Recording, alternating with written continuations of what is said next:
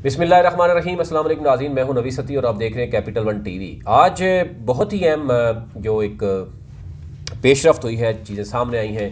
क्योंकि एक तरफ आपने देखा होगा कि ट्रांसपेरेंसी इंटरनेशनल की रिपोर्ट आने के बाद यानी पाकिस्तान करप्शन की मद में 16 दर्जे मज़ीद उसमें तनज़ली हुई है। यानी पाकिस्तान में करप्शन जो है वो रुकी नहीं है। इसका सीधा सीधा ये मामला है कि जनाब इमरान खान साहब ने जो दावा और वादे किए थे उसमें वो करप्शन सबसे अहम थी। और बात भी यही हो रही है कि जनाब एहतसाब हो रहा है और करप्शन के ख़ात्मे के हवाले से बात हो रही है। लेकिन 3.5 साल के बाद अगर मज़ीद 26 दर्जे पाकिस्तान करप्शन में मज़ीद दलदल में फंसता है तो फिर उसमें का बात हो रही है। लेकिन वज़ीर-ए-आज़म इमरान खान क्या कहते हैं इस हवाले से हमसे बात करेंगे। और 16 दर्जे करप्शन बढ़ जाना, ज़ाहिर है मईशत मज़ीद जो है वो पहले ही तबाह हो चुकी है, उसमें क्या बात की जाती है। नैब ने जो रिपोर्ट नैब की सामने आई है, बड़ी यानी अहम रिपोर्ट है जिस पर बात हो रही है कि सियासतदान जो है वो कम करप्ट हैं, ब्यूरोक्रेसी बहुत ज़्यादा करप्ट है। और उसका यानी सबूत के साथ नैब ने रिपोर्ट जमा कराई है। यानी फिर ताजरों ने कितने पैसे जमा कराए हैं, ब्यूरोक्रेसी ने कितने जमा वापस कराए हैं, सियासतदानों ने। इसमें दो हैं, एक है प्ली बारगेन है और दूसरा है रज़ाकाराना तौर पर। अब इसमें दो तरह की है। ये कहा जा रहा है कि जो रज़ाकाराना तौर पर भी पैसे जमा कराए गए बेसिकली तो वो भी प्ली बारगेन है, और वो अगर लोग अपनी सीटों में बैठे हुए हैं और तो फिर ये अच्छी बात नहीं है। लेकिन ओवरऑल 54 अरब और 63 करोड़ जो है वो रिकवर हुए हैं। अभी जो लेटेस्ट रिपोर्ट आई है जिसमें सियासतदानों के सिर्फ 47 करोड़ हैं, ब्यूरोक्रेसी से 8 अरब जो है वो रिकवर किए गए हैं और ताजरों से 24 अरब जो है वो वसूल किए गए हैं। तो इसी से आप अंदाज़ा कर सकते हैं कि इस मुल्क में गुज़श्ता 74 बरसों से रूल कौन कर रहा है।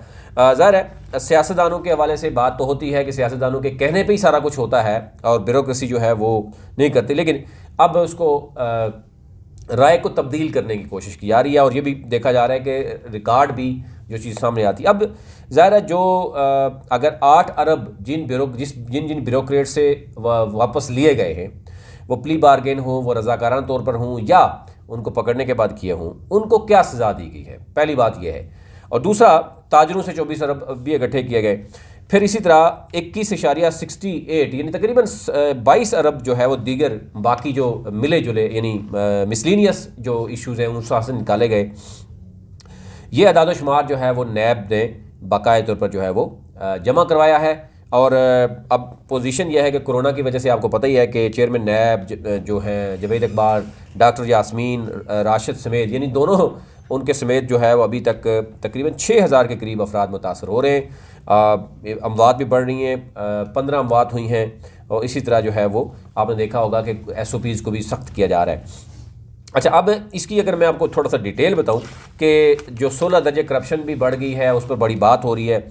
साथ साथ ये हो रहा है कि जनाब जो अदाद शुमार जमा कराया गया उसमें बड़ा इंकशाफ किया गया है और ये कहा गया है कि ब्यूरोक्रेसी और ताजर बरादरी जो ये समझते हैं कि उनके साथ जो है वो नाइंसाफ़ी होती है या वो साफ़ हैं, वो पाक हैं, लेकिन सियासतदान हमेशा से हर जगह पे जो है वो रगड़े जाते हैं।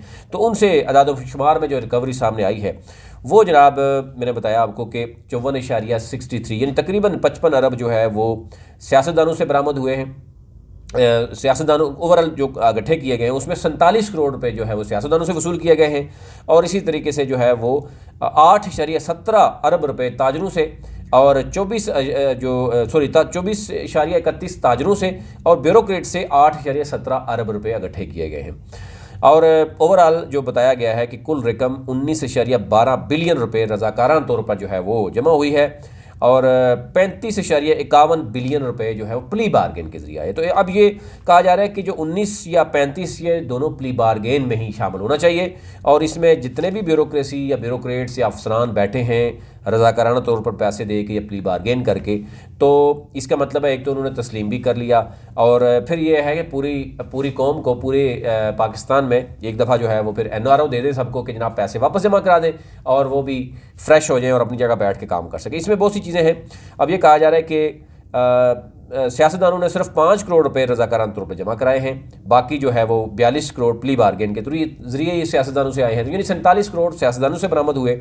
इसी तरीके से ताजरों ने 17.16 जो अरब हैं वो सौदेबाजी की यानी प्ली बारगेन के ज़रिए और 7.15 रुपये जो 15 जो है वो अरब जो हैं वो रज़ाकाराना तौर पर नैब को वापस किए हैं। ये जनाब ताजिर बदरी का है। फिर इसके बाद ये भी बताया गया है कि जो बाकी हैं एहतसाब ब्यूरो की जानब से ये भी कहा गया कि रिकवरीज़ के हवाले से एक प्रॉपर ब्रीफिंग भी दी जाएगी और मज़ीद भी देखा जाएगा, क्योंकि चेयरमैन नैब जो है वो उनका कोरोना मुस्बत आया है, इसलिए वो इसमें शामिल भी नहीं हो सके। फिर ये भी कहा गया कि डीजी नैब हेडक्वार्टर जो हैं उन्होंने जो उसमें बताया, बहुत से सवालात थे, शायद अभी तक उनका आंसर नहीं आया। उन्होंने कहा जी अक्टूबर 2021 तक मुल्क में 821 अरब रुपए की रिकवरी की गई है और मज़ीद ऑडिट भी जो है मुकम्मल कहा जा रहा है कि वो किया जा रहा है। कोई जो है बेज़ाब्तगी जो है वो भी सामने नहीं आई और 500 अरब की, जबकि इन वो कहते हैं डायरेक्ट रिकवरीज़ हैं, जबकि डायरेक्ट रिकवरीज़ में 76 बिलियन की है, जिसमें 50 अरब रुपए की रिकवरी प्री बार्गेनिंग की है, जबकि 26 अरब की रिकवरी जो है रज़ाकाराना तौर पर भी सामने आई है। तो यूँ यानी बहुत सी चीज़ें आई हैं। अब इसमें इतराज़ात भी ये भी किया जा रहा है कि जो प्री बार्गेन है साजबाज करके जिन्होंने दिया है या जिन लोगों ने रज़ाकाराना तौर पर दिया है, तो बेसिकली वो भी प्री बार्गेन में ही शामिल होना चाहिए और यूँ जो है चीज़ें सामने आ जाए। अब बात हो रही है जनाब के 16 दर्जे करप्शन बढ़ गई है, मईशत तबाह हो गई है, इमरान खान इस मुल्क के लिए ख़तरनाक साबित हुए हैं, ये कहना है शहबाज शरीफ का। और जैसे कि पीडीएम ने भी कहा है कि जनाब ये साबित हो गया, यानी इंटरनेशनल लेवल पर भी साबित हो गया कि इमरान खान जो है वो चोर है।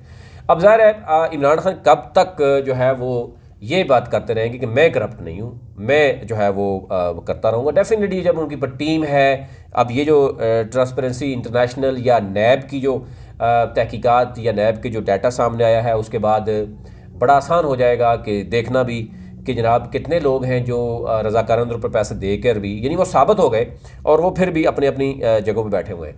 अब आपको पता है एक बड़ी तब्दीली आई है, ब्रिगेडियर रिटायर्ड मुसद्दक अब्बासी साहब जो है वो मिशीर दाखिला और एहतसाब मुकर्रर हुए हैं।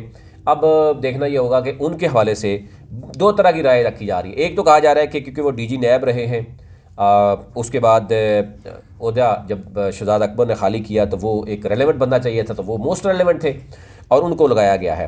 अब एक उनके हवाले से कहा जा रहा है कि वो उनके बड़े करीबी तल्लुकात हैं, क्योंकि उनका ताल्लुक जो है वो हज़ारा से है और उनका मुस्लिम लीग नून के शाहिद खान अब्बासी साहब हैं, महताब सदाम अदाब हैं और इस तरह जो डिप्टी स्पीकर हैं उनके साथ, मतलब इनके साथ फैमिली टर्म्स भी हैं। और फिर उसके बाद वो एक ब्रिगेडियर रिटायर्ड हैं, तो क्या वो खान साहब जो चाहते हैं या जो उनकी एक्सपेक्टेशन है ये उनके पूरा उतरेंगे या नहीं उतरेंगे। तो दो तरह की राय है। एक तो ये कहा जा रहा है कि ये बहुत जल्द जो है ये भी शायद इस्तीफ़ा देके घर चले जाए, और दूसरा ऑप्शन ये कहा जा रहा है कि जनाब नहीं, ये क्योंकि तजर्बाकार हैं, पहले भी नैब में रहे हैं, तो वो समझते हैं कि एक्सपेक्टेशन क्या है और उस एक्सपेक्टेशन पर इनके लिए पूरा उतरना कोई मुश्किल नहीं होगा।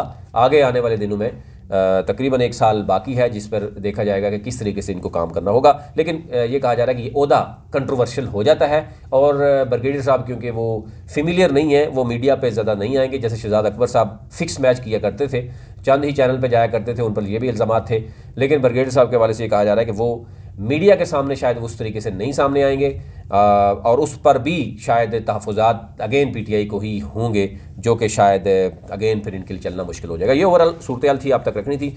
चैनल को ज़रूर सब्सक्राइब कीजिए, बेल आइकन पर क्लिक कीजिए ताकि हर नई आने वाली वीडियो आप तक पहुँच सके। बहुत शुक्रिया।